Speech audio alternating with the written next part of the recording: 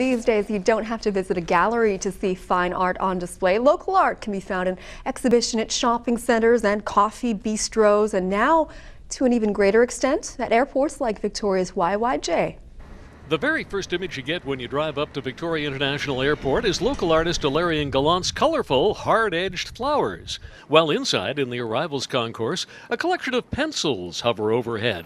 And now, this week, many more locally produced pieces are being hung on the numerous bare walls of the terminal. There's 9 artists, and we're hoping to put up about 35 pieces of work. It's a slow and painfully arduous process for Renee and her team, but one of the mandates of the Community Arts Council is to get art out in front of the public. I think it's becoming increasingly difficult just with the price of real estate in Victoria has gone up a lot. So I know that a lot of the smaller artist-run galleries are really struggling with keeping their space or finding space to move into. So I would say it's getting increasingly difficult.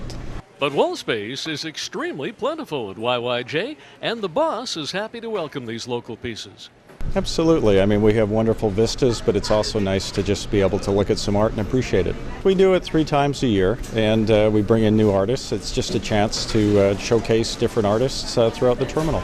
We have 9 artists, so there's quite a few. Brandy Satcherley, Ira Hofnicker, Bob McPartlin. There's quite a few different artists. Brandy Satterley's artwork is on display literally around the world, but still, she's very happy to have her artwork out in front of the traveling public. There are a lot of artists in the world and a lot of artists on Vancouver Island, and it's hard to find spaces to exhibit your work. The airport has got a lot of wall space. Many of the airports I've been in have had great displays of art from their local artists and from their international artists that have been successful on the international scene. And what do the passengers at the terminal think?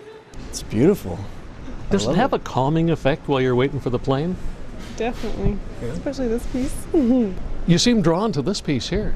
I am drawn to it. I love color.